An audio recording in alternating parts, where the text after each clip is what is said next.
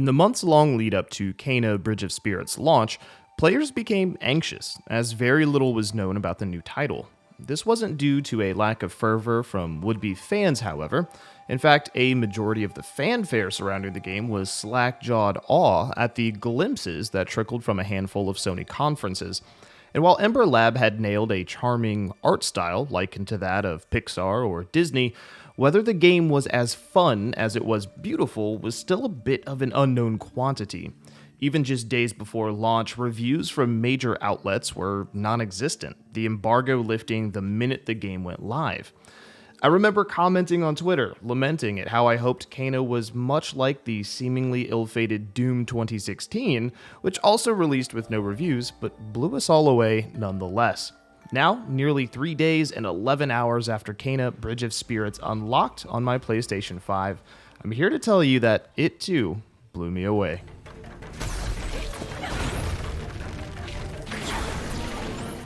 Kena is a spirit guide who ushers the souls of the departed from our world to the afterlife in the event that they cannot move on.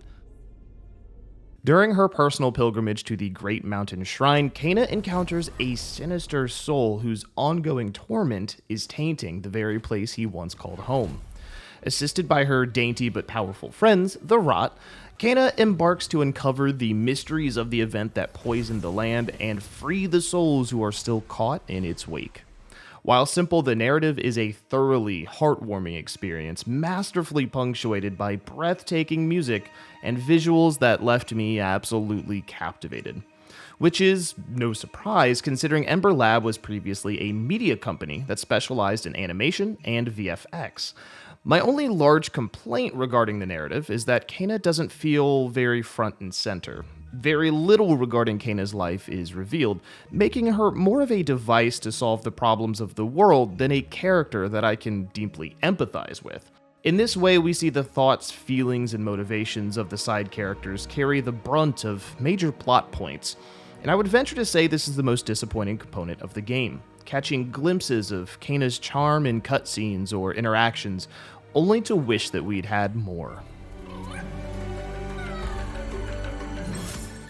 Kena's journey takes place primarily in the ill-fated village and the 3 surrounding sequential locales. Each of these sections are fairly cyclical in nature. With the help of the Rot, cleanse the curse from the land and assist the spirits in need by assembling 3 of their personal belongings. Afterwards, return to the village to gain access to the next zone. It's a simple recipe that takes very few risks, instead pouring time and energy into polishing the delicate balance between puzzles, platforming, and combat. Of course, what is a 3D action platformer without nooks and crannies in the world with which to stash collectibles? Foregoing the beaten path makes players likely to find meditation points that permanently increase your health, or discover more Rot to recruit, which in turn gives you more courage meter to use. Additionally, cursed chests locked behind unique combat encounters often grant cute hats for the Rot to wear around, or currency that is used for more hats.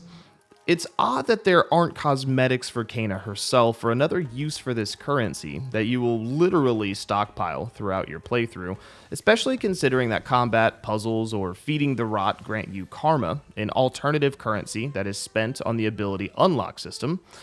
Generally, I'll say that I never felt too let down by exploration, as the act of immersing in the world felt satisfying enough, not to mention the other rewards available.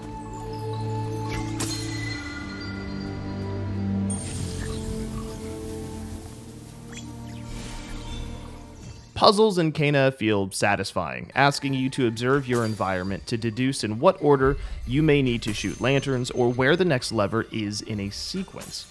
Often I'd throw myself at a puzzle only to fail and be forced to briefly reevaluate.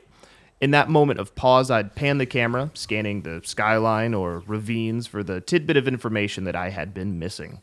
Nothing required too much energy or a scroll through Google.com to solve, nor did I ever get the feeling that puzzles belabored their point or were duplicated for the sake of taking time or space.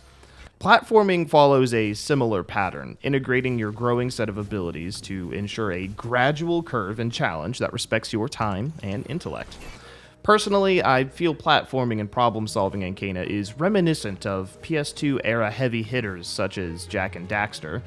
The combat, on the other hand, feels like a fusion of more recent trends. Players are given a light attack chain and a heavy attack that can be charged, which admittedly is as robust as thinned paint. This is the bare minimum. The twist to combat, however, is that your fluffy horde of rot friends become frightened and need to be emboldened into assisting you.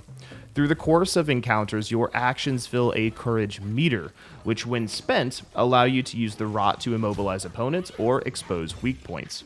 Further modifications to your melee attacks or to rot can be made via the RPG Light upgrade system, like consuming the courage gauge to infuse your staff with rot for a devastating slam attack. For melee combat enthusiasts like myself, there is a parry system as well that requires pretty tight precision to pin down, making engagements with new bosses or enemy types a learning experience. Of course, you can also choose to never use this ability if it seems far too frustrating. To add variability to combat, you also have your bow and a third ability, the bomb, that have some incredible upgrades to further mix things up. What I found so intriguing and satisfying about battles and upgrades is that across my 11 hours of gameplay, I seem to always unlock new abilities at a steady pace, unlocking the final node just half an hour before rolling credits. This perfectly paced progress coupled brilliantly with the ever-growing permutations of new enemy types, ensuring that Kena always felt fresh to me. Of course, if you hadn't noticed, I love engaging combat. From Bloodborne to Ghost of Tsushima, perfecting combat encounters as if honing a choreographed dance is what I live for in these single-player experiences. For other players, though, the combat could end up feeling overwhelming or just downright unfair. On normal difficulty, I would expect to die a few times against bosses or new mobs, so you can learn their forecasted attack patterns and weaknesses. If it isn't your cup of tea, you can absolutely, and without judgment, opt into the story difficulty to alleviate some slog.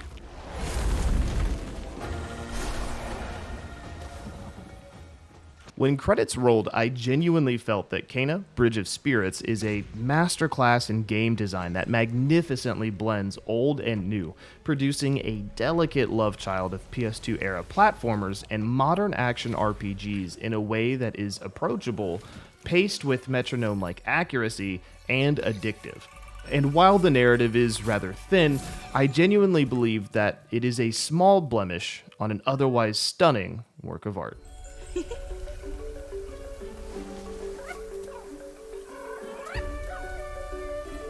Hi.